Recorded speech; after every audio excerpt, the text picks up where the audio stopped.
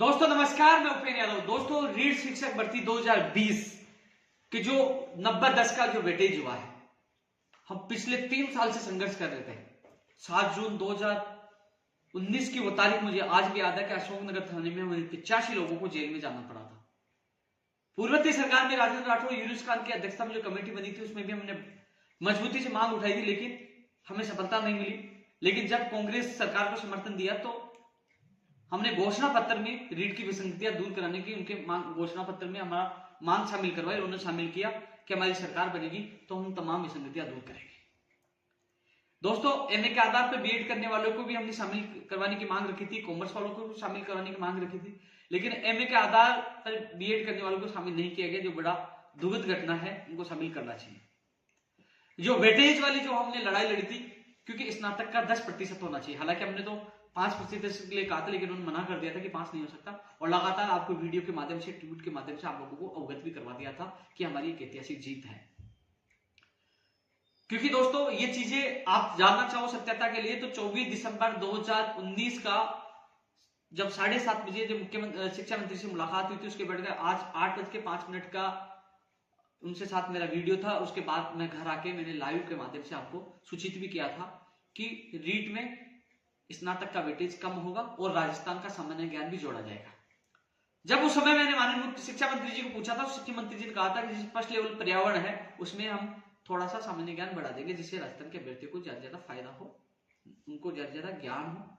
इसके अलावा लेवल 2 में भी हम सामान्य ज्ञान कहीं ना कहीं एडजस्ट करने की कोशिश करेंगे, जिससे राजस्थान के अभ्यर्थियों को ज्यादा फायदा हो। उस समय शिक्षा मंत्री जी ने मुझे कहा था, आप वो वीडियो जाकर देखोगे तो उस वीडियो में यही बात निकल के आएगी, क्योंकि वो 24 दिसंबर 2019 की बात है, यानी कि आज से 1 साल पहले की, यानी कि आज 22 है, 1 साल 2 दिन और बच के। उस दिन का आप मेरा वीडियो उठा के देखिए, उसमें मैंने सबसे पहले, क्योंकि जब वार्ता हुई थी हमारी और वार्ता के बाद मैं उस भर्ती के लिए धन्यवाद भी दिया था, और जो विसंगतियां के लिए शिक्षा मंत्री के साथ बैठ के मेरा वीडियो है, उसके बाद मेरा लाइव है, तो सच्चाई आप लोगों तक पता चलेगी हमने कितना संघर्ष किया। उससे पहले हम जेल भी गए, हमने लाठियां हुई वेटेज के लिए, क्योंकि फर्जी डिग्रियां लेके लोग नौकरी लग रहे थे। इसलिए हमने कहा स्नातक का वेटेज कम होना चाहिए, क्योंकि बहुत ज्यादा लोगों को नुकसान हुआ था। रही बात वो प्रमाण पत्र की वैधता बढ़ाने वाली, मैंने बात रखी थी तो उस समय साफ मना कर दिया कि वैधता नहीं बढ़ेगी, क्योंकि हमें 12-13 साल की बढ़ानी पड़ती है, इसलिए 18 वालों की नहीं बढ़ेगी। कुछ लोगों की मांग लगातार आई थी, लेकिन दोस्तों मैंने आपकी बात रखी थी तो उन्होंने साफ मना कर दिया था। इसके अलावा दोस्तों ये तो रीट 2020, हाँ एक चीज और निकल के आ रही है। कल जो सोशल मीडिया पे जो टीवी के जो स्क्रीनशॉट आ रहे थे कि आचार संहिता आज और कल कभी भी लग सकती है, तो दोस्तों जैसे ही मुझे पता चला, मैंने माननीय मुख्यमंत्री जी के सक्षम अधिकारियों को और संबंधित एजुकेशन के अधिकारियों को मैंने अवगत करवा दिया था। वो स्क्रीनशॉट भी उनको व्हाट्सएप कर दिया था, फोन के माध्यम से बता दिया था। पिछले कुछ दिनों से, 1-2 दिन से जो माध्यमिक शिक्षा बोर्ड के जो अध्यक्ष हैं वो जयपुरी है, इसी संबंध को लेकर जो यहाँ है प्लान में है, शिक्षा विभाग का जो प्लान है कि विभाग वो है, इसका खंड है, भाग है, उसमें इसको विज्ञप्ति को लेकर कार्य चल रहा है। विज्ञप्ति कभी भी जारी हो सकती है, आज हो जाए, कल हो जाए, परसों हो जाए, कभी भी विज्ञप्ति आपकी जारी हो सकती है, जिसकी पूरी तैयारी हो चुकी है। एक दिमाग में एक बात चली थी आप लोगों की कि फिर से आचार संहिता के चक्कर में फाइल न अटक जाए। पहले आचार संहिता में फाइल इसलिए अटकी थी कि उन्होंने विभिन्न कैटेगरियों को छूट दी थी, जिसका नोटिफिकेशन जारी हो चुका है। यानी कि चुनाव आयोग ने यह माना था कि हम लोग परमिशन देते हैं और ये लोग विज्ञप्ति जारी करते हैं और ये विभिन्न वर्गों को उसमें पात्रता में छूट देते हैं, कहीं ना कहीं उन कैटेगरी को फायदा होगा, चुनाव प्रभावित होगा। तो वो नोटिफिकेशन आपको पता जारी हो चुका है, वो नोटिफिकेशन जारी हो चुका है। अब ऐसा नहीं कि लाभ होगा, अब विज्ञप्ति जारी होगी केवल पात्रता परीक्षा की। मान लीजिए आचार संहिता लग भी जाती है तो आप लोगों की चुनाव आयोग में 1 दिन में या तो फाइल भेजने की आवश्यकता नहीं होगी, क्योंकि पात्रता परीक्षा है। भेज भी दी तो 1 दिन में ही आपको परमिशन मिल जाएगी। इसलिए घबराने की आवश्यकता नहीं है कि आचार संहिता लग गई, हमारी विज्ञप्ति जारी होगी नहीं होगी। इसलिए आपकी विज्ञप्ति 100% इसी महीने में जारी होगी और 25 अप्रैल को एग्जाम होगी। आपने देखा केविट सरकार ने लगा दी है। इसलिए साथियों ये वीडियो इसलिए मैं डाल रहा हूं, कई लोग भ्रमित हो रहे थे कि चुनाव आचार संहिता लगने वाली है, हमारी विज्ञप्ति जारी होगी कि या नहीं होगी। तो मैंने आपसे पहले, मैं बहुत एक्टिव हूं, क्योंकि किस प्रकार से दर्दी मेहनत के बाद ये भर्ती आ रही है। जो लोग कई सालों से तैयारी कर रहे थे, उनके सपने साकार के लिए वो कितनी मेहनत कर रहे थे। तो दोस्तों इसके लिए मैंने अवगत भी करा दिया, और कभी भी आज कल परसों तरसों कभी भी इस वीक में आपकी विज्ञप्ति जारी हो सकती है। तैयारी पूर्ण है। निदेशक महोदय, जो अध्यक्ष महोदय माध्यमिक शिक्षा बोर्ड के, वो जयपुर ही आए हुए हैं। इसके अलावा दोस्तों मैं थोड़ी सी चर्चा रीड लेवल 2 को लेकर करना चाहूंगा। दोस्तों मैं एक बार फिर उन लोगों के दिमाग से बात निकालना चाहूंगा, मैंने हमेशा मेरे वीडियो में लाइव में यही बोला, एक और सूची।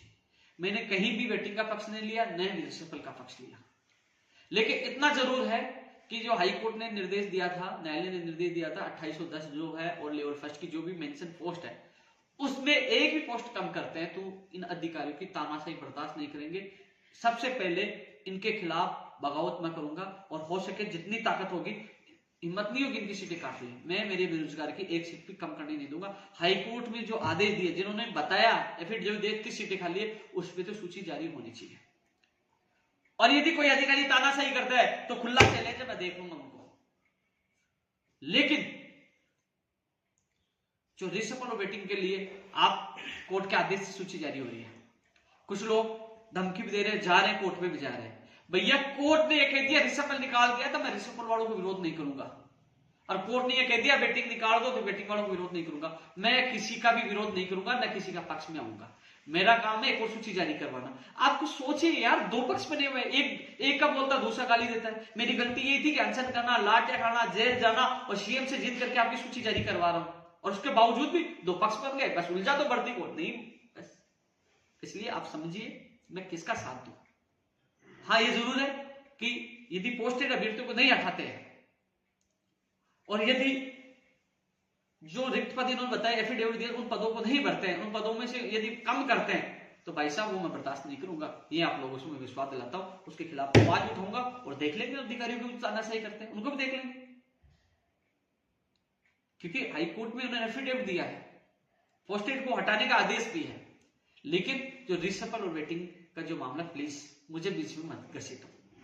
तुम सोचिए, पोस्टेड कह रहे कि उपेंद्र यादव हमारा दुश्मन है, हमें घर नहीं। अरे मैं आपका दुश्मन नहीं हूं भाई, आप भी चले जाते। हाईकोर्ट ने निर्देश दिया है, अब कई लोग कोर्ट में जा रहे हैं। कल मान लीजिए, आज तो उनको लगता है मैं वेटिंग वालों के पक्ष में हूं, कल मान लीजिए किस पर से कोर्ट ने कह दिया रिसफल निकाल दो, तो वेटिंग वाले कहेंगे कि हमारा दुश्मन है।